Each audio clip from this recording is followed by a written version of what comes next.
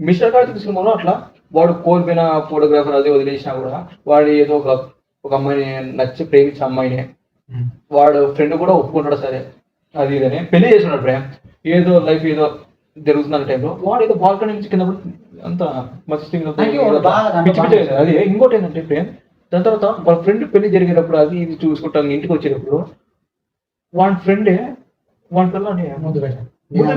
ఇంకొకటి ఏంటంటే వాడి పిల్లలు ఆశపడుతుంటారు. అది కూడా ఎంత బాగా నేను కూడా ఆ సీన్ స్టార్ట్ అయినప్పుడే ఆ సీన్ ఎండ్ ఎట్లా ఇస్తాడు అనుకున్నా, ఎండ్ ఎట్లా ఇస్తాడు ఏమనుకోవచ్చాము చిన్న చిన్నవి అట్లా మనం చూడకూడదు అనుకున్నవే చూపిస్తాడు, అవే నచ్చుతాయి. చూడకూడదు అన్నప్పుడే చూడకూడదు అనుకున్నవే చూడకూడదు అవి కొన్ని అన్నవి చూపిస్తాడు, అవే చూసాం అనుకున్నా.